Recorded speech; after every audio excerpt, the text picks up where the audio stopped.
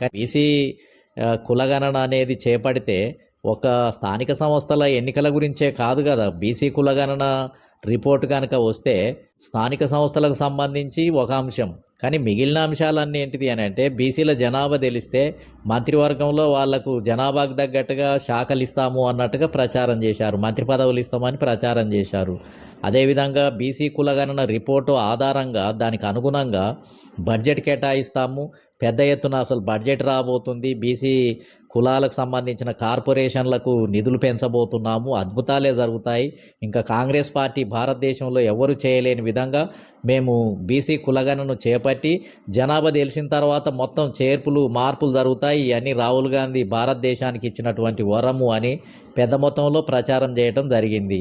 మరి ఇప్పుడు ఎక్కడ బీసీ కులగణన ఆధారంగా వచ్చిన రిపోర్ట్ ఆధారంగా ఏ శాఖలో మార్పులు ప్రవేశపెట్టారు, ఏ నామినేటెడ్ పదవులు పెంచి మొత్తం ఇప్పుడు అగ్రకులాల పదవులన్నీ తగ్గించేసి వాళ్ళని రాజీనామా చేపించేసి ఏమైనా బీసీలకు పెద్ద మొత్తంలో నామినేటెడ్ పదవులు ఇచ్చారా, లేకపోతే ఇప్పుడు మంత్రివర్గంలో ఏమైనా కొంతమంది అగ్రకులాల మంత్రులు ఎక్కువయ్యారు కాబట్టి వాళ్ళని ఏమైనా రాజీనామా చేయించి బడుగు బలహీన వర్గాలకు ఏమైనా బీసీ కులగణన ఆధారంగా మంత్రి పదవులు ఇవ్వబోతున్నారా అంటే ఏమీ లేదు. తీసి ఇప్పుడు దాన్ని మూలకు పడేయటం జరిగింది. బీసీ కులగణన రిపోర్ట్ వస్తే అద్భుతాలు జరుగుతాయని ఒక పక్క బీసీ సంఘాలతోటి, కొంతమంది మేధావులతోటి, కొంతమంది అత్యున్నతమైనటువంటి ప్రొఫెసర్లతోటి మొత్తం ప్రచారం చేయించుకొని మొత్తం అసలు ఏదో జరుగుతుంది, కాంగ్రెస్ ప్రభుత్వంలో పెద్ద ఎత్తున మార్పులు రాబోతున్నాయని మొత్తం భజన చేయించుకొని తీరా రిపోర్ట్ వచ్చిన తర్వాత దాన్ని ఇప్పుడు మూలకు పడేయటం జరిగింది. ఇప్పుడు దాని గురించే ఊసే ఎత్తటం లేదు.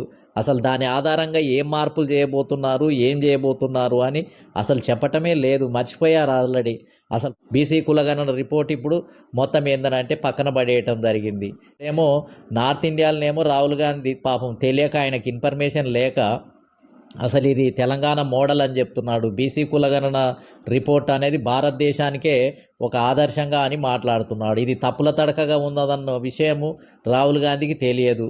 అసలు కలగాపులగం చేసి మొత్తం ఇంట్లో అన్నీ అసలు 30% ప్రజానీకం దగ్గరికే వెళ్ళి అసలు సర్వేనే చేయలేదు అన్న విషయం రాహుల్ గాంధీకి తెలియదు.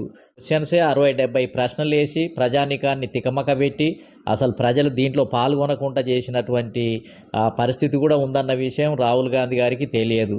ఏ విషయం తెలియదు. బీసీల జనాభా కూడా 51.5% నుంచి 46% తగ్గిందన్న విషయము అసలు రాహుల్ గాంధీ గారికి తెలుసో తెలియదో, ఇన్ఫర్మేషన్ ఉందో కూడా లేదో కూడా తెలియదు. 6% జనాభా ఓసీలది పెంచుకున్నారు, దానివల్ల ఓసీల జనాభా పెరిగింది, మిగతా ఎస్సీ ఎస్టీ బీసీలది పెరగలేదు అనే విషయం రాహుల్ గాంధీకి రిపోర్ట్ ఉందా లేదా, అసలు ఈ కులగణనకు సంబంధించిన రిపోర్టు కరెక్ట్గా ఇచ్చిందా లేదా, అసలు నాకు తెలిసేది ఏంటిది అని అంటే అసలు ఈ ఇన్ఫర్మేషన్ ఏది కూడా రాహుల్ గాంధీకి తెలియదు. ఇక్కడ తెలంగాణ రాష్ట్రంలో కాంగ్రెస్ పార్టీకి వ్యతిరేకంగా బీసీలు అంతా రివోల్ట్ అయ్యారు. ఇది మొత్తం తప్పుల తడక కుల సర్వే అనేది మొత్తం ఇక్కడ వ్యతిరేకత వచ్చింది అనే విషయమైనా ఆయనకు రిపోర్ట్ ఉందా? అక్కడి నుంచి వచ్చినటువంటి పరిశీలకులు కూడా ఇవేమీ గమనించి స్పష్టంగా రాహుల్ గాంధీకి రిపోర్ట్ ఇచ్చినట్టుగా కూడా ఏమీ లేదు. జరిగేదొకటి, రాహుల్ గాంధీ గారు చెప్పేదొకటి, ఈడ జరిగేదొకటి. ప్రజలు ఇక్కడ ఎవరు కూడా దీన్ని ఆమోదించే పరిస్థితి లేదు. మరి ఇప్పుడు అది మూలకు పడిపోయినట్టే. ఇప్పుడు ఒక రకంగా చెప్పాలి అని అంటే బీసీ కులగణన రిపోర్ట్ ఇంకా బీరువాల పెట్టేస్తారు.